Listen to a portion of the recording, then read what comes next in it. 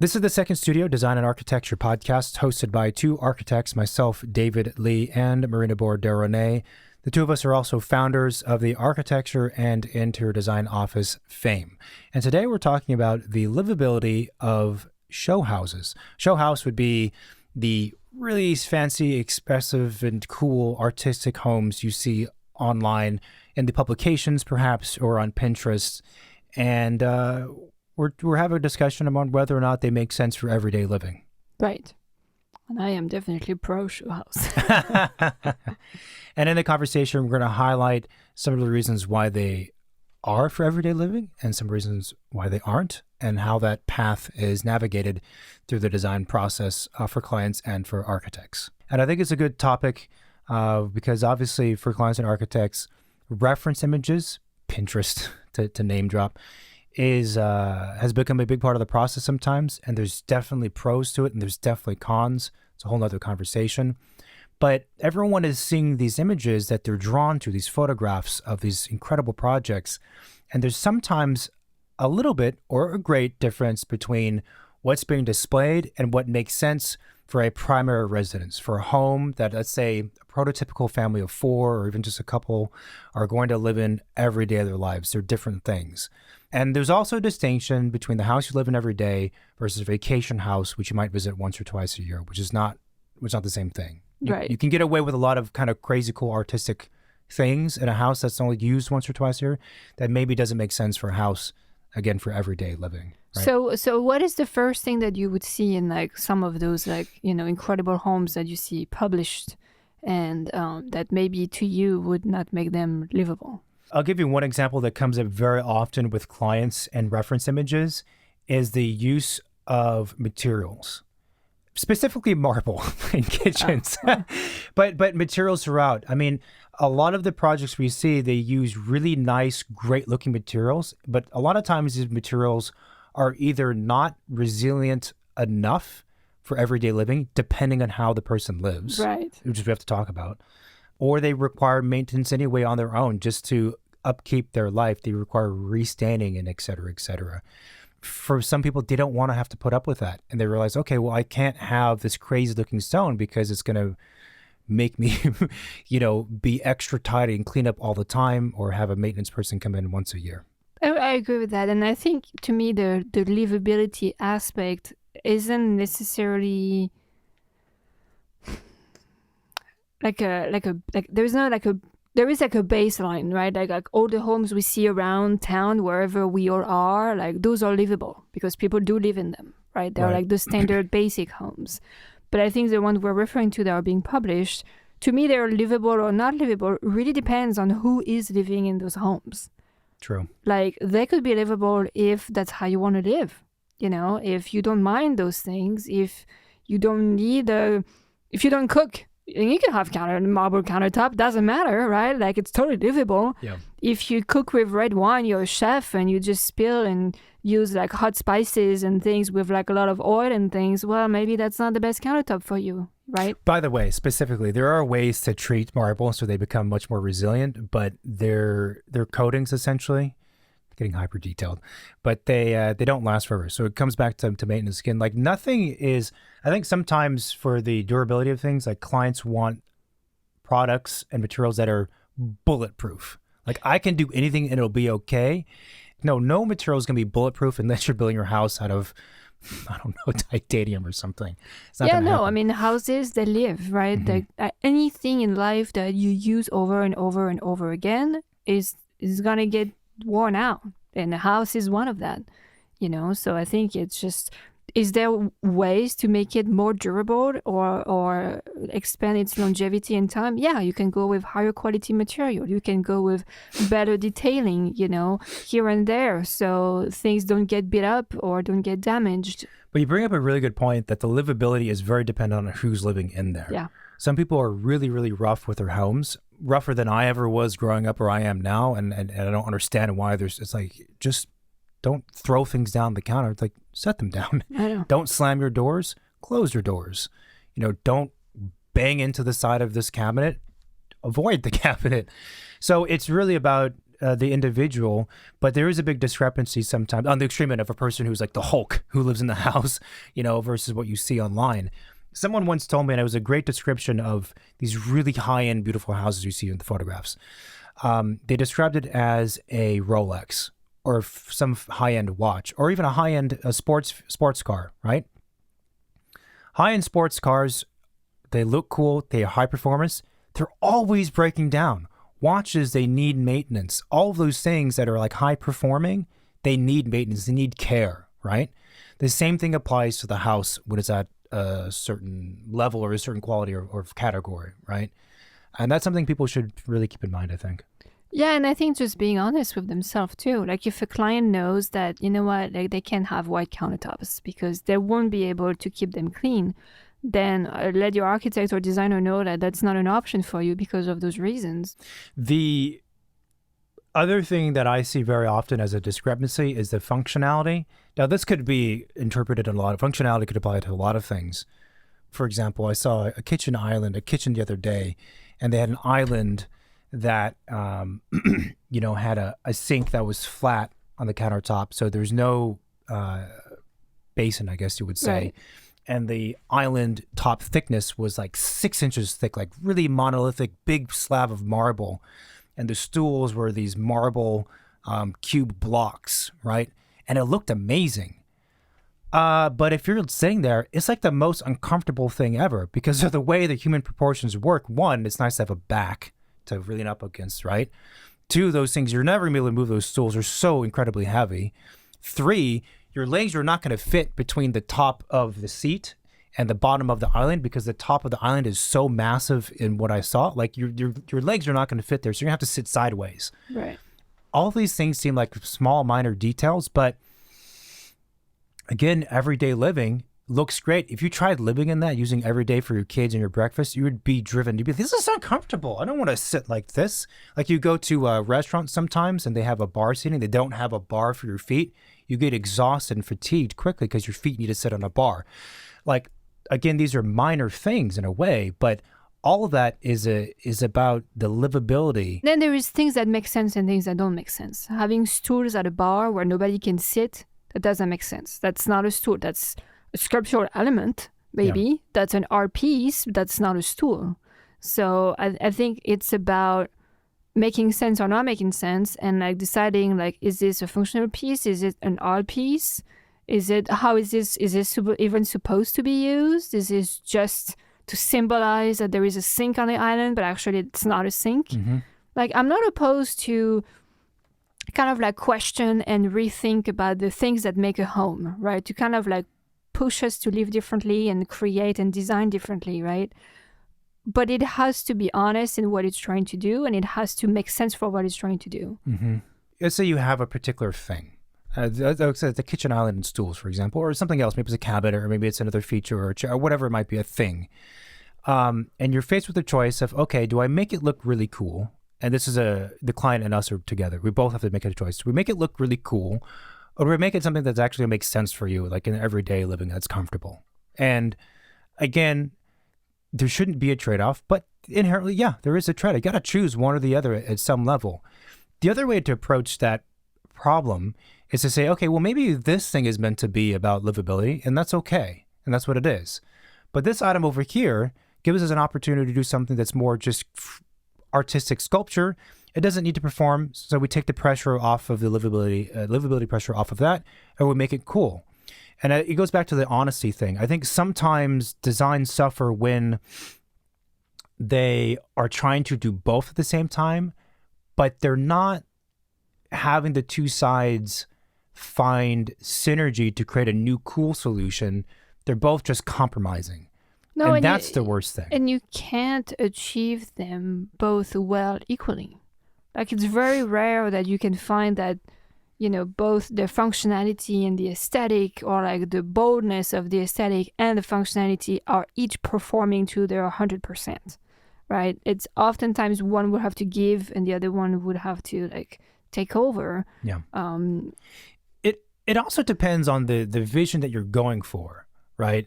Like there are projects that are hyper functional, But that's part of their aesthetic in a way, is to feel that way, to feel natural, to feel whatever. But I think in the context of this conversation, we're talking about projects that are oftentimes ultra minimal, have strange proportions, which make them look cool in the photographs.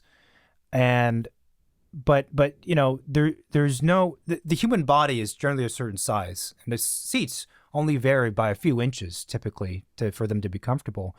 You can't get away from that. It's not possible, right? Yeah. The distance from the top of the seat to the bottom of the counter where your legs go under, there's only a certain amount of distance you can play with, and that's the extent.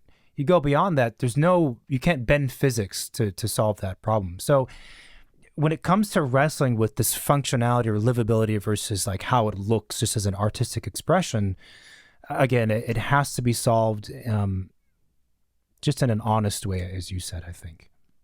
That reminds me, I have a friend who lives in a little studio in New York that's like super optimized, like it's small, but there is compartments and hidden doors and things that move to like make it very functional. So the place is very functional. Is it beautiful? No. I mean, it's nice, it's clean.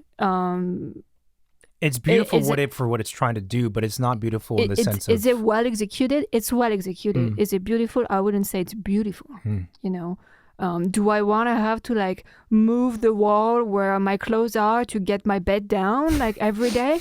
I probably wouldn't. Yeah. He doesn't mind because he gets flexibility of his space, and that's livable for him. Wouldn't be livable for me.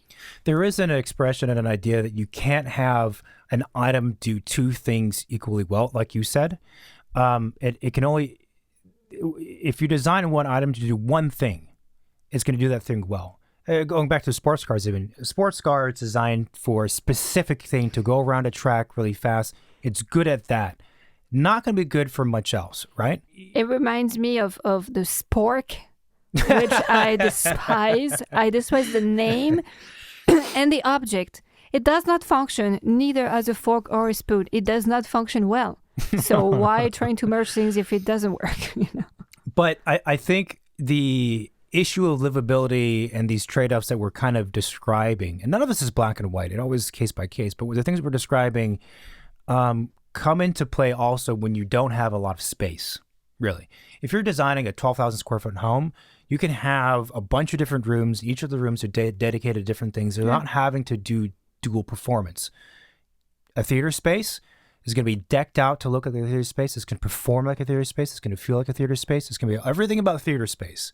You take that same space, you're like, I need that to perform also as a bar and a family room, whatever else. Okay, well, it's not going to be as well as a theater space. It's also not going to look as much as a theater space either. The same thing for some of the materials that I was mentioning before, or proportions. The same principles kind of apply throughout the different things we mentioned. The other aspect of functionality, another example rather, that we see often, or I see often, is in the bathroom space, right? Very often these hyper minimal bathrooms, there's like one fixture on the wall and there's like one knob. Sometimes there's no knob, and clients are like, this is beautiful, I want this. I'm like, that's cool. You realize there's zero storage in this bathroom you're looking at, right? There's no glass to protect water, so water is going to get everywhere unless you shower a certain way. In fact, this one doesn't even have a knob, and there's no toilet. There's no medicine cabinet. There's no mirror. There's no this. There's no that. Whatever. Also, they have a bunch of natural light coming in, which you don't have in your project. And I don't want to sound like a Debbie Downer. It's not to say you can't have a great bathroom. Of course not. But there are a million factors and variables which create these images or create an experience. And it's also kind of a lesson of not trying to just duplicate what you see online, because the constraints are different. The parameters are different. Yeah, I do see those bathrooms, and in a way, I wish there was more of those, because more of the minimal bathrooms. Yeah, because I think they question how we use those spaces. We don't all need a medicine cabinet. It is not mandatory to have a medicine cabinet in a bathroom. It is not mandatory to have a splash guard, a piece of glass. Like, why don't we think about them differently? Why don't we try to make them more minimal? Why do we need so much to store so much stuff in bathrooms when really you just need a soap, a toothbrush, and a towel? That's all you need in a bathroom, right? Like, no, but like I think if you have a space for a dedicated makeup station, then yeah. I think if clients are willing to explore living differently and become different people, then it is very interesting to look at this space with a different lens. Yeah. I think it said they're like, you know what? I have so much stuff in my bathroom. I hate that I have so much stuff. I don't know how not to have that much stuff. Well, guess what? We can design it to make you change that way, right? Like we can design your bathroom so it doesn't feel like you're hopping on the tub to take a shower. Like, what if you're just standing in the middle of the room and the rain comes down the ceiling and you're looking at the beach, or you're looking at like a giant artwork that you bought, or, like whatever. Like, what if we just make those small daily experience different? What if we teach you that, you know what? You don't store anything in the bathroom. Everything happens before you get in the bathroom. Mm-hmm. What if there is an interstitial space before you enter the bathroom that you just get in there naked? Like, everything is out there, Mm-hmm. Like, I think it would be very interesting. I think the problem with those images is that oftentimes people cannot explain what they like them for. Is it for the lighting? Is it because you like that specific faucet? Is it because you like the material palettes and the colors? Is it because that's how you want to be using the space? You want something different. And that's really the trickiest part, is just getting people to put the tag on what it is that they like about that image. Well, it's a process to unpack all of that for sure. Yeah. But I do really like the point of that when you're creating a new house or remodel, a new space, it's going to change how you live and you operate and how you feel. I mean, I think we say all the time is a house is a framework for living, it's a framework for life. And therefore, it's an opportunity to slightly redefine or really redefine and reinvent who you are as an individual, who you aspire to be in the most like fundamental philosophical sense, but also just how you live. Yeah. Right. And it's not good when clients, I think they get hung up on like, I need to have like this thing. Sometimes if it's a small request and it makes sense, then yeah, sure, that of course we can accommodate. But when you have too many of those things, it confines the project and you're not being open to just a better way of doing things. Yeah. And people are shocked to learn that it's not that difficult to adapt to a new space. Anyone who's of whatever age, you've already adapted like probably half a dozen times to different living environments. It took you like maybe 3 weeks to adapt, and then you're used to it. Oh, this is what it is. And I wish people were willing to question the way they live or the way they do things more. A lot of times like clients would be like, "Oh no, I can't have that. That's just like it's not enough storage," or like it's too much. It's too modern, and it's like, well. But did you question, do you actually need that much? Like, are you willing to maybe like try something different? Yeah. Like, or like they see a beautiful home and like, oh, this is beautiful, but I could never live in there. Like, it's not practical. It's not that. If it's not in your personality, then you're never going to change. You're always going to feel that way. Yeah. But if you're like, oh, I could never live like that way, but I do think it's beautiful. It's like, well, try it. If you're willing to meet halfway here, maybe we could get to something that's a bit more interesting than the first solution that would come to mind. It also goes back to the larger philosophy of what a home is about.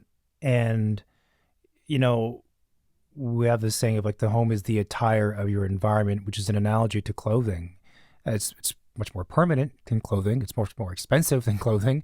And it takes longer to create than clothing, but like it's the same principle, right? Like it's an opportunity for you to express yourself. And if you want to be that way, this future state you're going to exist in is you're building your own environment to be within that's going to be finished 3 years from now, then do that.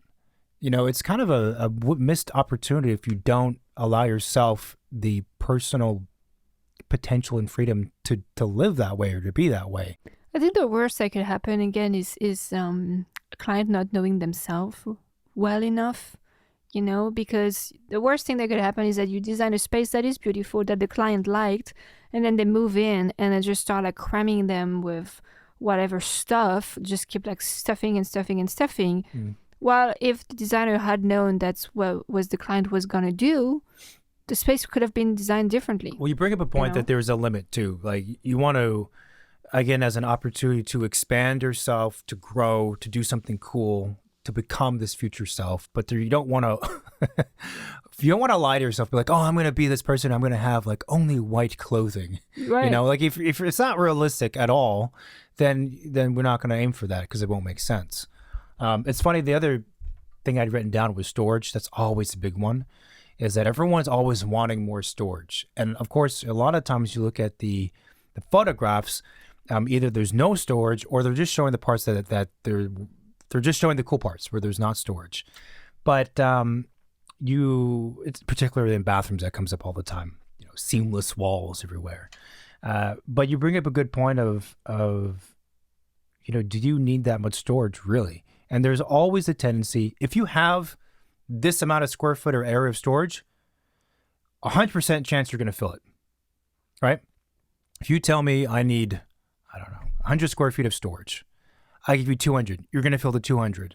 And the next time, okay, now I need 200. I'm going to give you 300. Okay, now I need 300. So there's a little bit of like, we need to, I think, be, I don't know, mature enough to kind of structure our lives and to create frameworks that keep us in order and control so we don't do weird and crazy things like just adding on infinite amount of storage. It's funny because we designed this project for some clients, and you know, they built the house, and when they built the house they were like, oh, there is not enough storage.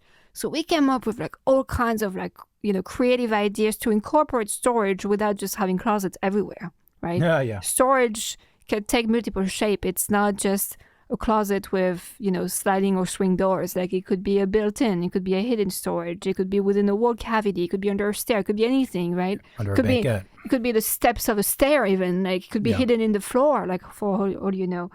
And so we did the house with storage to kind of like, you know, qualify that requirement. And the clients moved in and most of the storage is still empty. And I'm like, in a way, that's great because maybe over time that storage will get filled up. Well, right? I'm content with that. It's bad when you design storage and when the client moves in, it's already full because that means they already won't have enough storage. It's true. You know, but I'm content with them having bonus because it was all, in this case, it was integrated. So it's not like you walk in like, oh, there's like a bunch of closets in every wall. No, it wasn't that case. If you did that and it wasn't filled in, then, well, first of all, why are you designing a bunch of closets? But that would be a problem. The other thing I think that's a big difference between the images online and then the houses that are done for everyday living most often is space efficiency. And this directly ties to the budget and square footage. A lot of people, you're not designing and building 12,000 square foot houses for the average person. I get that. But sometimes the really cool houses we see, they have large architectural and interior gestures that take massive amounts of space. Don't get me wrong. I think it's an amazing house. I think it's really cool. I think it's great architecture. But maybe for everyday living, for the closer to average person who still have a lot of money to build a house, it's not practical. You're just wasting space for the sake of cool images. Well, there is scale, which maybe is what you refer to. You know, like if I think of space efficiency, let's say you have a 4,000 square foot home, right? Like if the plan is maximized so we can squeeze as much functionality of that house as we can, you know, okay, it's efficient because the wasted space is limited. Could we have done less and better with that? Yeah, probably, you know, without going to like a gigantic scale or having just like one bedroom in a 4,000 square foot home. Like, could we have taken a bit more room, a bit more wiggle room here and there to make a better quality space? Yeah, we could have. I think scale and proportion are interesting words compared to the word size. They're Right. different things. Right. Scale is relative and proportion is obviously relative. Big to small. Small is only big. Small is only small because it's next to big, and big is only big because it's next to small. That's more the space that I think designers operate within. So it's not about the raw square footage when it comes to designing the thing. It's about proportion and scale. If you can tune things correctly, then you can have the feeling of largeness, of spaciousness, or tightness and coziness, almost regardless of the square footage.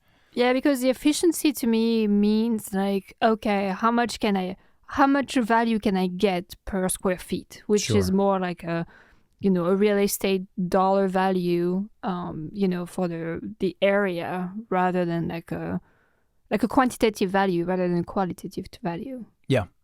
But see, I think we're both going back and forth on the kind of the position of their argument, but I think it's also, I guess mostly for me, the images I'm thinking about are the really minimal ones. So even if we go to a primary bedroom, these are primary bedrooms that have a very sleek kind of headboard and whatever else going on with it, big king bed, and there's a lot of space, there's steps going down and this and that. And you look at them, and I know from looking at it, okay, this room is huge. This is like a 20 by 25 foot room, right? And you need that space at some point to have all these features, to have this screen wall that just does this and that, to have these headboards that extend all the way across, and whatever else is going on. Like, it's just a massive room. And as much as it is about its proportion and details and scale and the stuff I mentioned, there is a limit. I mean, a 25 by 25 room, feet by feet, is different from like a 15 by 15, or 10 by 10 it's too small for a primary, but there's a scale to things. And I think that's one of the differences too, that's why I said it's kind of space efficiency. Because when you have less square footage overall, and you have to pack more program into a smaller area. Or you have to question what is the program that you really need. Yeah. It's either like if the house is too small for something, it might be that you're just trying to cram too much into it. Yeah. Or you don't want those types of spaces, the quality of these spaces, you just want standard ones so you can cram it all in. I think maybe you mentioned earlier, I don't recall, but maybe the other aspect of the conversation is expectations versus reality. Mm-hmm. So one thing that happens also, and this is not even about reference images, although that's still in play, is people go and see other houses, see other projects, see other spaces, and they say, I saw this is cool, can we do it here? And then there's a long conversation or a conversation about, okay, what aspects of this do you like? Because there's a million things we could talk. Is materials, finishes, the climate, is because it's outdoor, indoor, like what is it, right? And we have the conversation, but a lot of times it's like, okay, well, this thing you're looking at, which is really cool, it works for these reasons based on the context and constraints of that project. Your project is different. And sometimes it's like, we don't have the space to do that, right? The aspect you like is the number of seating or whatever. You don't have the space to do it here. Yes, technically. Could we put it in? Yes. Is it going to feel good? No, right? And so maybe the expectations versus reality is another way to look at it of again, these other things we're saying, they work for certain reasons, and you can't just copy and paste. So it's all about, I think, looking at what you have and making it special for those conditions and making it good. Because you never want something to feel like you just crammed in, what is it, like a square peg into a round hole, which is when projects become dangerous, I think. The last point I think is styling. I mean, I think one of the most flagrant thing when you look at published projects is like how beautiful and perfectly positioned everything looks in the photo, Mm-hmm. right? Like you have the brush here, you have the cup there, and like the flowers are just working really well. And it is not how people live. It is not like how their house looks every day. Like I do not know anyone who lives that way. Maybe I don't have the right friends. I don't know. But those photos you see published, there is an architect or a designer that designed the space, and then there is a stylist and a photographer that capture that specific moment with those specific elements in place, right? The picture was composed. And it's not to say that the elements that are in the photo could not be there on the day-to-day basis. Like a lot of them is just someone actually sat down and took the time to figure out, okay, which flower makes the most sense for this space? Is it branches? Is it like fluffy greenery? Is it like a very full white rose, right? Like what makes sense for it? Yeah. What would we put on those shelves? Are we just putting books? Are we putting vases? Are we putting knickknacks? Are we putting a collection of rare or whatever, right? It's curated, hyper curated, But if it's done well, it's curated to enhance the design that is around it. Yeah. It is not become about the object. It becomes about how everything fits together to create that atmosphere. The discrepancy between everything that you're describing and a primary everyday house, it's not to say that a house can't be styled and you can't live in a house like that. Of course you can. But it goes back to who the client is. You have to be a person who's willing to live, in a lot of cases, with flowers or with books here and a vase there. And you have to be willing to not put your own random, oftentimes ugly items scattered around the house, which might have personal significance to you. Or you have a bunch of like awkward family photographs of like your cousins getting married and they're pinned up everywhere. Like that's all real life. The magnets on your fridge. Yeah, no, 100%. That's all real life stuff, and it's important stuff. And it's not saying it shouldn't be part of the home, right? Sometimes it absolutely should. That's what makes a home for a lot of people.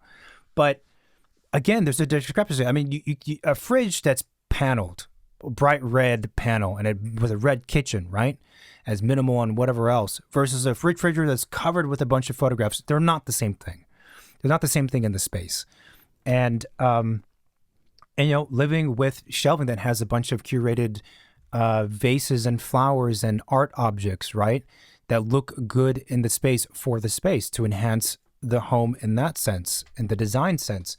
It's not the same thing as putting up the Mickey Mouse ears that you wore to when you got married in Disneyland or whatever. They're different things, and that's the rub. And I think it's, again, when it comes to, this is not a styling podcast, but when it comes to styling, let's say, and this applies to everything else in the design of a home, it's not about compromising. That's the wrong mentality to have. It's not like, oh, well, can I have, like 50% of the items that you've chosen, and I'm going to fill in the rest with my own Mickey Mouse ears and my magnets and stuff. It's like, you could, but we shouldn't. We should figure out what we're trying to accomplish and then honor that route and be, honest with it.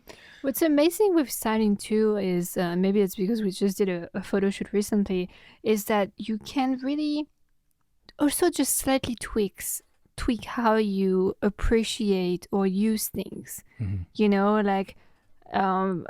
It could be as simple as you have a plant in your shower. Not everybody has a plant in their shower, Of course. But guess what? You put a wooden stool, a plant on it, a nice brush, and maybe you're going to take a better shower because guess what? It just looks cuter in there. It just feels better, right?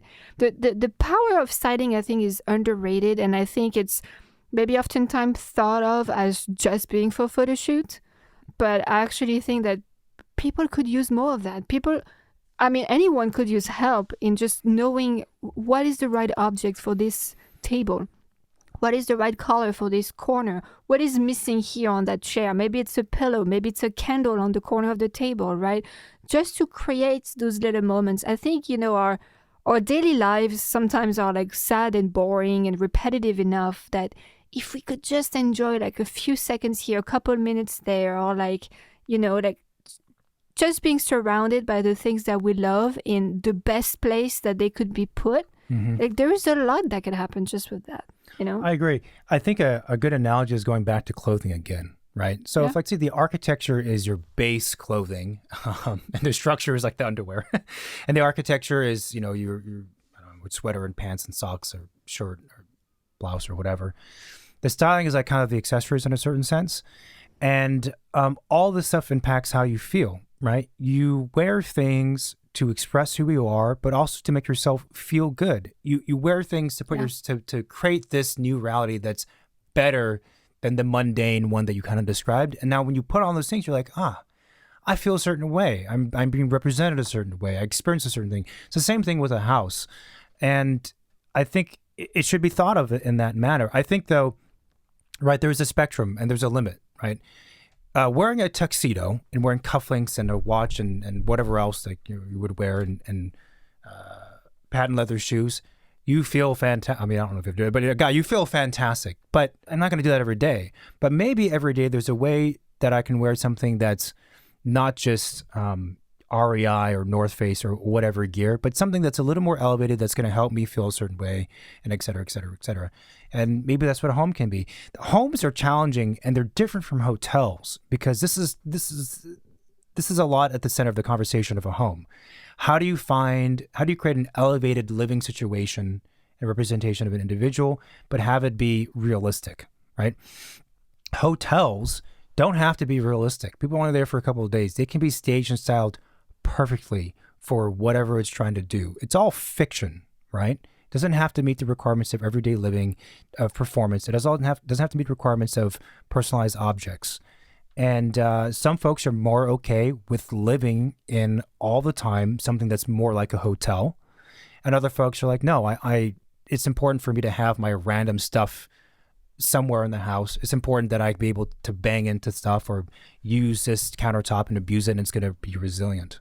Yeah, no, totally. But I think styling is very interesting. I think you touched on the right point when you're like, basically, like, those little small things can bring you joy or make you feel good.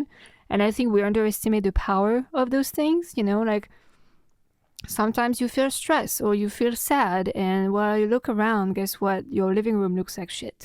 Like, it's all over the place. None of it makes sense. There is not a place that you can just look at and just rest looking at it, just staring at it and just think, oh, I'm feeling good. I'm happy. I'm enjoying.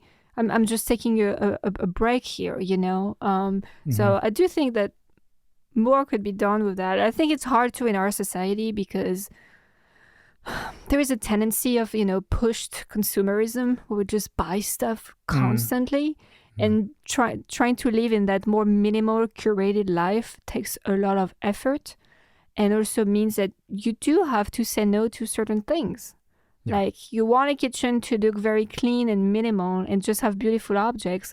Well, you can have your little toaster oven on the counter if it looks like crap, Yeah. You have like kids and they need a peanut butter sandwich every day, and you have the bag of Trader Joe's bread on the counter in the plastic wrap. Well, no, you got to put the bread in a beautiful box that sits on the counter. It's like an extra step. It's an extra thing that you have to think about.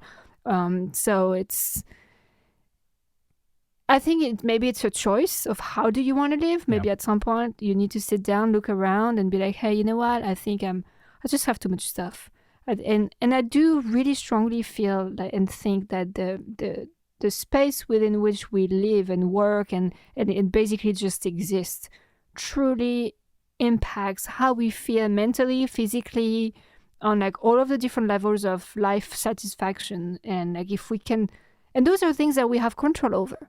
Like how much stuff you have control over that. Yeah. You're the one who gets rid of it or buys it. You can control that. So I think it's possible to make your house a show house, maybe just by styling it right, just by getting rid of stuff, just by being very selective as to what makes it into your home and what doesn't. It's hard too because for a home that someone's lived in for a very long time, so remodels, you get used to your environment and you're blind to all of the sometimes defects, like things are worn out and they don't see it at all. But when you're a new person coming to the house, like, wow, your kitchen's like kind of old. You need to like replace your cabinets, but you don't see it because if you live there. It's the same thing with all the items within it and how it's maintained. And a lot of times it is just about being tidy and clean, to be honest. And people will be like, oh, you know what? I have 2 kids. I live in an apartment. Like, how am I supposed to like keep their stuff in their room or whatever? You're the boss here. Like, you make them keep their stuff in their room if you don't want to see that in your living room, or find a simple, creative way to display their stuff so it feels like, you can enjoy it. This is why also, as you're talking, I was thinking, designing houses is just so, primary residences specifically, it's just so difficult. This is why it's difficult. Because you think about the nuances and the specific examples and situations that listeners are probably thinking about in their own house, and think about like, okay, somehow that would want to be conveyed to the designer or architect I'm working with, so they create something around this. I mean, it is incredibly complicated, but it's also why it's rewarding, and also why it's a very people person kind of profession with houses. Otherwise, you design something that doesn't work either on one end of the spectrum or the other. All right. So in the end, I do think that real houses and show houses are real houses. They're just real for certain people and they're not real for other people. Okay. Right? Yeah, good So point. show houses, real houses, I think really depends on who is it for. Is it livable for you? Is it livable for me? It's really dependent on who's going to be using it. The different ways that they are livable or not, right? It could be about storage. It could be about the space planning, the materials that are being used, or even just the styling. Yep.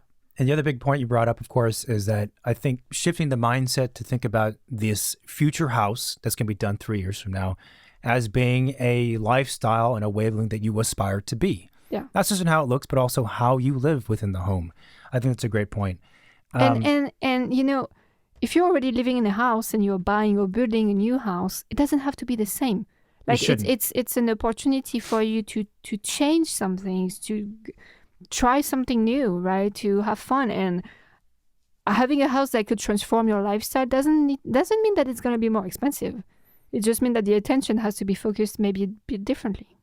And then when it comes to particular things, physical things, space planning, whatever else, styling, that you have this kind of friction between livability or function, let's say on one hand, and also how it looks as this artistic expression, that compromising is not the best route typically to go. You kind of choose a path, or you understand what you're trying to do, or there's creative ways to solve the problems, as we kind of described, rather than just being, oh, well, just wear one brown shoe and wear one black shoe if you can't decide between the two. Like, don't do that. It's silly. Well, thanks everyone for listening to this Project Companion episode. I hope we maybe open up your mind a little bit to maybe thinking about new homes or your new home as a show house and not necessarily the typical one.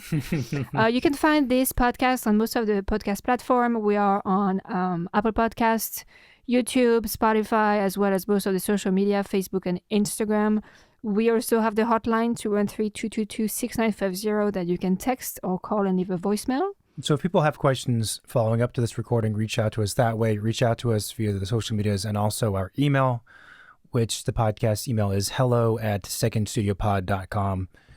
And of course, we have our architecture office, which is Fame Architects, FAME Architects.com. But reach out to us through any of those ways, and happy to answer questions, provide information. Right? Sounds good. Thanks for listening, and talk to you soon. Bye. Bye-bye.